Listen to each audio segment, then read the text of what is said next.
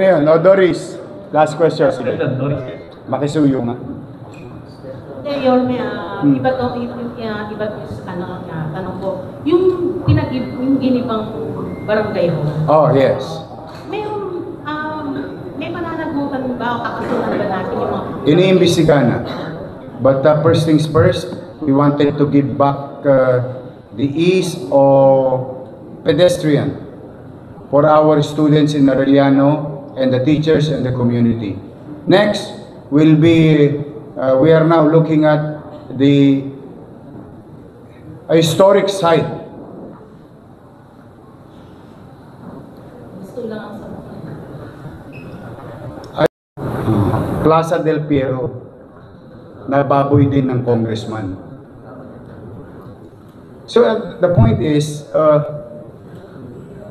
hindi ko malaman kung paano nila nagagawa to ng walang building permit o meron pa isa doon na sa Quiapo area, easement, ginawang multipurpose hall na naman ng barangay. Pondo rin ng congressman. 43 million yata yun. Easement. Pina-inspection namin ngayon. In fact, pina-check ko nga kung may building permit din. Dahil pag wala, they have to stop kasi easement yun eh.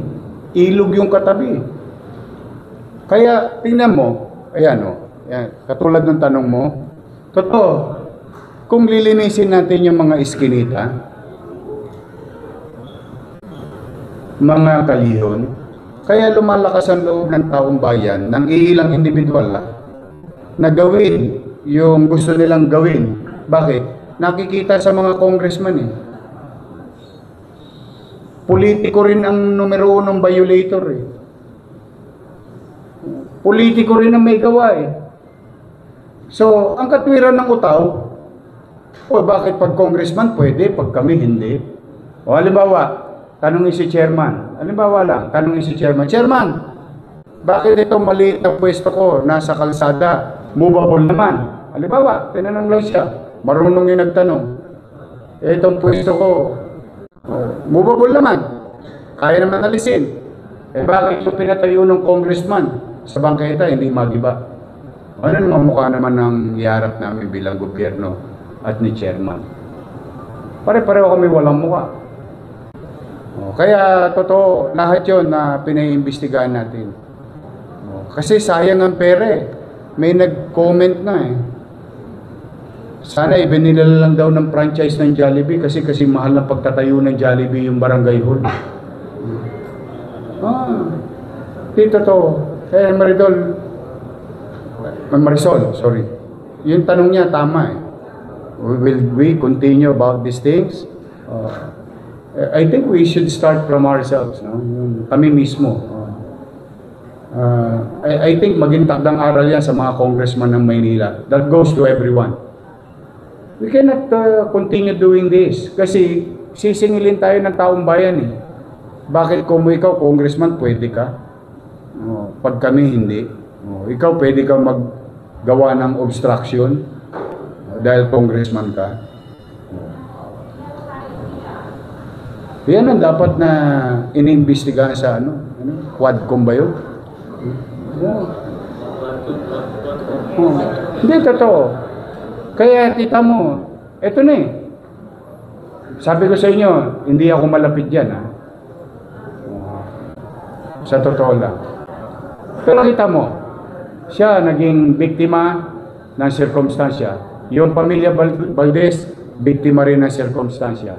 Both of them are victim of circumstances. Whoever abused, I'll let the court decide on the matter.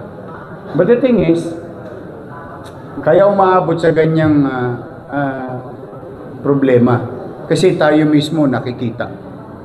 Bangketa, tatayuan mo ng barangay hall. Easement, tatayuan mo ng barangay hall. Multipurpose. O gusto niyo malaman ano yung area? I challenge all of you. I challenge all of you here. Go to Plaza del Piero in Gagalangin, Tondo. Makikita nyo pa yung notifikasyon doon ng national government. Ginawang cockpit arena. ang itsura. Hindi ko naman sinabi sabungan. Pero mukhang sabungan. O para makagawa ng barangay hall sa gitna na pinakikinabangan ng mga matatanda doon. Saka historical site yun eh. Hindi mo basta nagagalaw yun. Pero dahil nga marami siga sa Maynila, lahat gusto maging mayor. Ang tinakbo, congressman. Pero ugaling mayor. Gusto pala, ganun pala mangyari.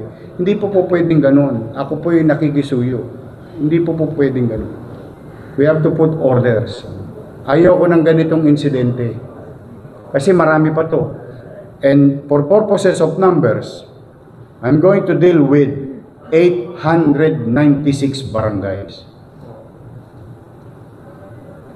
About 10,000 barangay official and about 20,000 tanods. Our multiplier. I hope today it addresses your question with regard to the incident with Chairman Yu. Ang pangarap ko na lang, sana magkabati-bati na sila sa barangayan. Wala naman nagkasakitan. Pride lang yan. Iprito nyo na lang yan. Fried chicken. Okay na po tayo. Okay, so pwede naman silang lumaban. Wala naman problema eh. Kita ninyo, ang payo ko sa MPD, hanggat kaya nyong kunin ng buhay, kunin natin ng buhay. Bakit? Hindi tayo para ang humusga sa kanila. Hayaan natin ang husgado. Basta ang trabaho natin, we keep the peace and order situation of the city. Yan trabaho natin. Ngayon, halimbawa, gusto nilang balbonin yung dibdib nila, feeling macho sila, all naman kami. Ano lang, okay lang. Kaya nga ako nagkakape. Para nervousin ako eh. Hindi, totoo. Kidding aside. I'm just trying to be light with the situation. But it's a serious matter.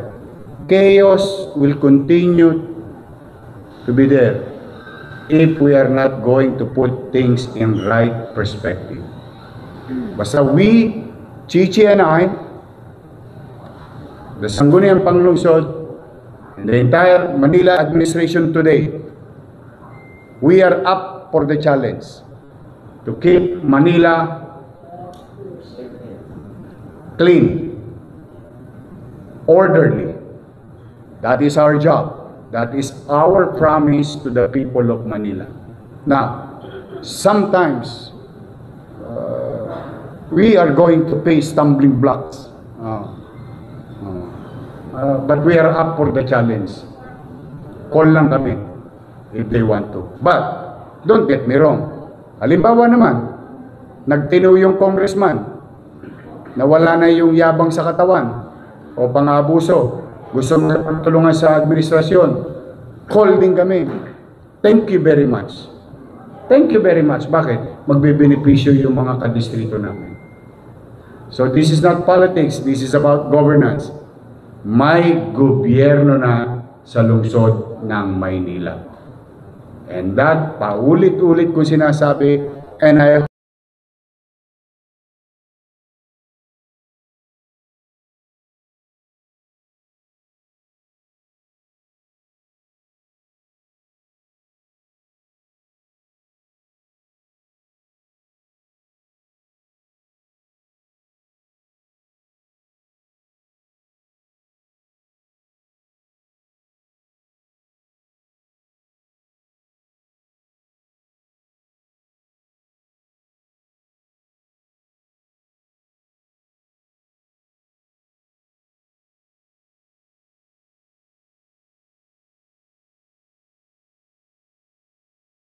sa akin about the incident, and thank you very much for helping us sharing this too and helping us informing the general population of the city of Manila. Maraming salamat. Mag-ingat kayo at pagpalain nawa kayo ng pong may kapal. Manila, God first. Thank you.